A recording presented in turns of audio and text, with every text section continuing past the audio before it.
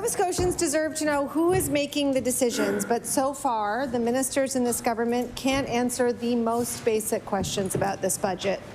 The cuts they made, the cuts they reverse, or the cuts that remain.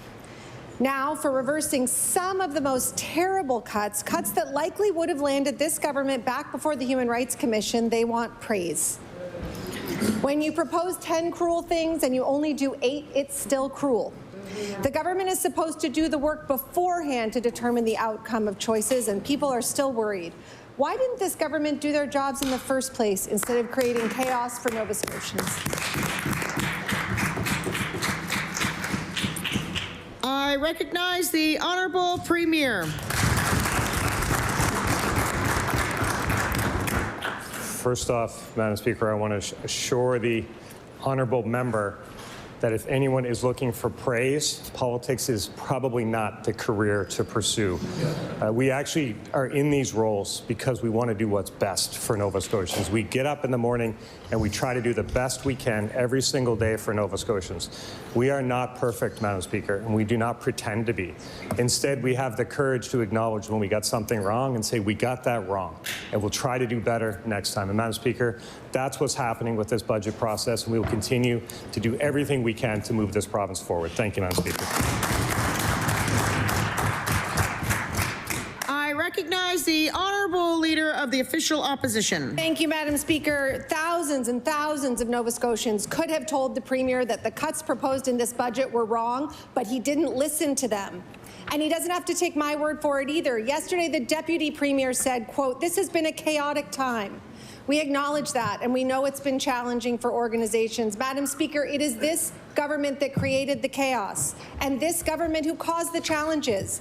They spent money out of budget and then told Nova Scotians, people living with disabilities, artists, musicians, caregivers, librarians, that they had to pay for their mismanagement.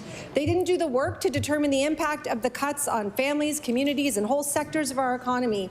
So why should Nova Scotians now trust them that they've gotten it right?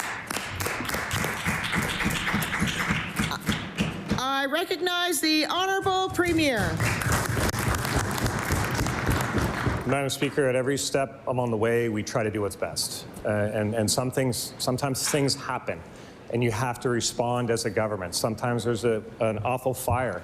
Sometimes there's a flood. Sometimes circumstances change and you have additional money and you can invest in housing or you can invest in health care. Madam Speaker, the additional appropriations that we've made, all of those investments are in Nova Scotians, and I'm proud of every single one of them, Madam Speaker. Love to talk about every single one of them. But I would say to Nova Scotians that during this budget process, which is very complex and lasts a long time, in trying to address the financial challenges of today that the country is feeling, that North America is feeling, we got too clinical and a little less human. We're trying to get human again, Madam Speaker. I recognize the Honourable Leader of the Official Opposition. Madam Speaker, this complex process put vulnerable people across this province on the chopping block, and ministers could not explain why. And Nova Scotians have now lost trust in this government. The night before the cuts were walked back, the finance minister told the media he couldn't predict if things would change. The next day, the premier said the Minister of Finance knew all about the changes. And then when questioned by the media about who had made the decisions, the minister said it's a team approach. By this government's own admission, the budget cuts have been chaotic and harmful, and it is clear that the ministers aren't in charge. Who is responsible for this disastrous budget, and what is the Premier doing to make sure that this doesn't happen again? I recognize the Honourable Premier. Thank you. Madam Speaker, I want to assure the member that there's nobody on that side in this government working the civil service that takes any pleasure in a Nova Scotian feeling stress. We do not take pleasure in that. It's very upsetting when that happens. We feel that upset as well. I take responsibility for that. We are a team approach. We do feed into each other. As Premier, the buck ends with me. I listen very carefully to my team. I listen very carefully to Nova Scotians. And when I realize that something needs to change, we have the courage to make that change. We're not ashamed of saying we need to change something.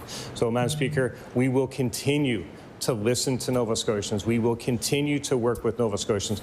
We will continue to step up in support of them at every time we can, whether or not it's